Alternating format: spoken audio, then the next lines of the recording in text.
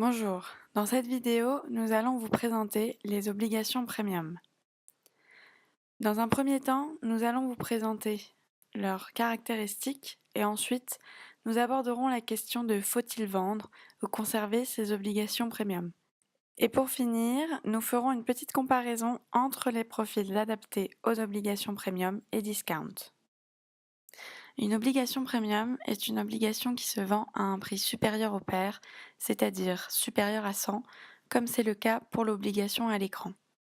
Lorsqu'elle se vend à un prix inférieur au pair, et donc inférieur à 100, elle est qualifiée de discount. Une obligation devient alors premium lorsque le taux des coupons qu'elle distribue est supérieur au taux du marché. En comparaison, nous voyons bien que pour une obligation discount et équivalente, le taux des coupons est bien inférieur à celui pour une obligation premium. Il est de 1,55% pour l'obligation discount, alors qu'il est de 4,45% pour l'obligation premium.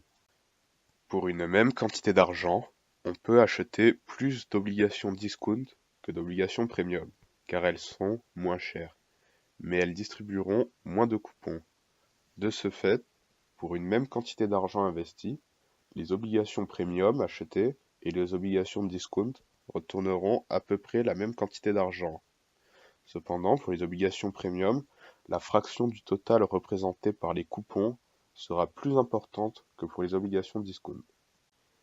Ici, nous voyons la comparaison entre la valeur future d'une obligation premium conservée et d'une obligation premium vendue pour acheter une obligation au pair.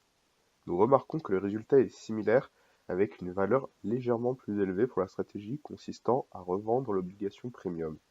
Cependant, cette étude ne prend ni en compte les coûts de transaction ni les taxes.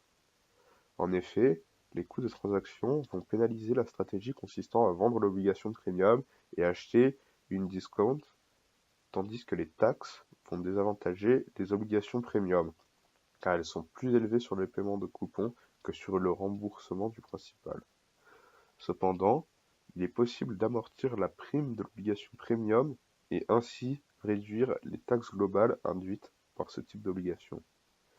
De ce fait, la stratégie à adopter dépendra principalement des taxes et des coûts de transaction, et il existe des cas particuliers pour lesquels une stratégie est systématiquement meilleure.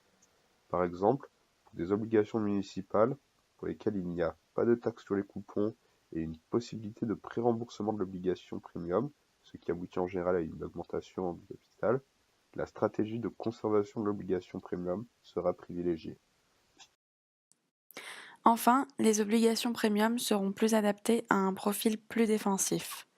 En effet, elles seront moins sensibles aux variations des taux que les autres obligations, tandis que les obligations discount conviendront souvent mieux aux épargnants long terme car elles seront moins sensibles au taux de réinvestissement puisqu'elles ont des coupons plus faibles et donc des sommes plus faibles à réinvestir. Dans beaucoup de cas, lorsque le taux de réinvestissement est inférieur au taux actuariel de l'obligation, notamment lorsque la courbe des taux est raide, alors le rendement réalisé sera supérieur pour une obligation discount. Pour conclure, il n'y a pas de type d'obligation meilleure qu'une autre. Cela dépend de la stratégie et du profil de l'investisseur. De même qu'il n'y a en général pas de meilleure stratégie entre la conservation et la revente d'obligations premium. Cela dépend des taxes et des coûts de transaction.